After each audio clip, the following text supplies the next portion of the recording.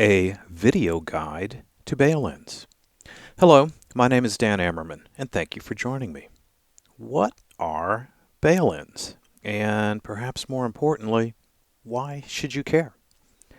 My goal for this series of instructional videos is to explain in understandable terms what bail-ins are and why they exist. My hope is that I will be able to give you enough information where you can make your own decision about whether bail-ins are something that you need to be concerned about or not.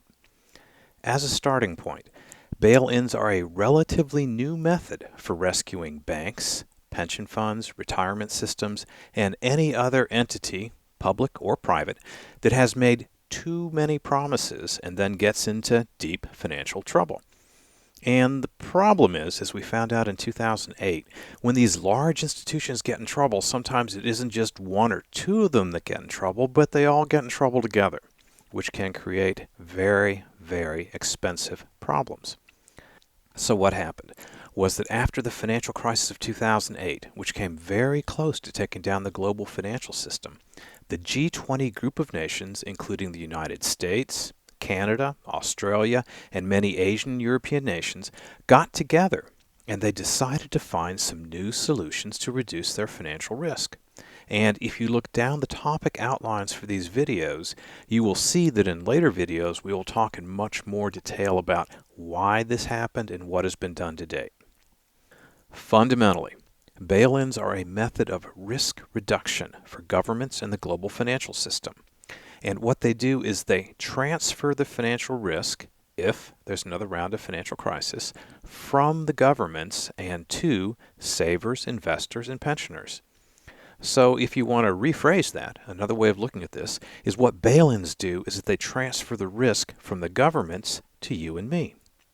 Now, while bail-ins were designed to be a new tool for handling a system-wide crisis, a big global crisis is not necessary to trigger a bail-in.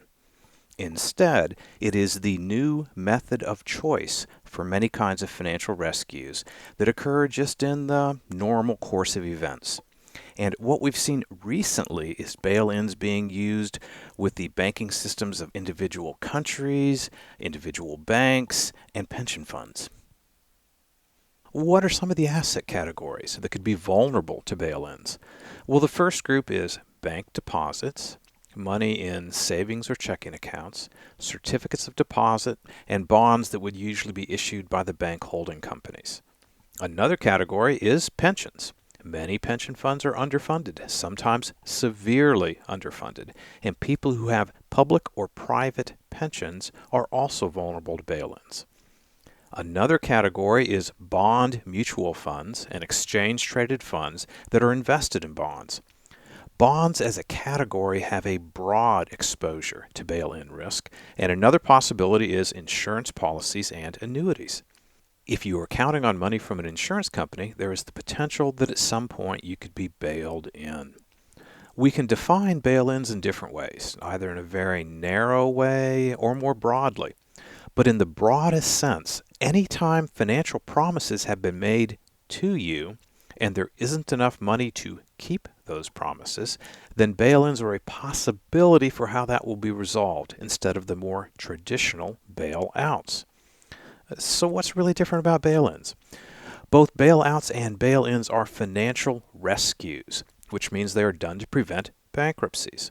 Because the issue is that when it comes to large banks or governments and all the interlinked promises that they have made, large bankruptcies can pose a danger to global stability. So those need to be avoided. Bailouts are the traditional way of dealing with this problem, and bailouts go in the front door and use the power of addition, which can be very expensive. However, there is a back door too, and that is to use the power of subtraction. Bail-ins are the new way for rescuing banks, corporations, pension plans, and governments, and bail-ins use the power of subtraction. As an example of how this works, let's take a look at a concept that we're all familiar with, which is coming up with our personal financial net worth. For our starting point, we look at our assets. Let's say that we have a home which is worth $250,000. and we have savings that are worth $100,000. So we have $350,000 in assets in this example. But that's not our net worth. We have to subtract our debts to come up with what we're really worth. And in this case, we're going to look at our debts, that is our liabilities, and say we have just one liability, no credit cards or anything like that, just a mortgage for $150,000. So if we take $350,000 as our assets and we subtract $150,000 for our mortgage, which is our liability, we then have a net worth of $200,000. Now, let's say our goal is to increase our personal net worth by $50,000. And there's two ways we can do this. We can go in the front door and add assets. So if we add $50,000 to our savings, we now have a $250,000 home and $150,000 in savings. That's $400,000 in assets. We take off that $150,000 mortgage, and we now have a $250,000 net worth. By adding $50,000 in assets, we've increased our net worth by $50,000. That's the front door. Now, let's take a look at the back door. The back door is to use the power of subtraction on our liabilities. So in this case, we work hard, and instead of increasing our savings, we reduce our mortgage by $50,000. So we have our house that's worth $250,000. Our savings are now unchanged at $100,000, but we've knocked that mortgage down, sending in those prepayments to $100,000. We take $350,000 in assets, we subtract a $100,000 liability, and we have a $250,000 net worth. It's gone up $50,000. And what needs to be understood is that these two methods are equally effective if we're going to make a $50,000 change. Let's take a very quick visual look as well. We start with assets, we subtract liabilities, and we get net worth. We want that pleasing green bar of our net worth to grow bigger, and we have two basic paths for getting there. We can apply addition to our assets, or we can apply subtraction to our liabilities, and both get us to the exact same point. These same principles also apply to banks, pension funds, and governments.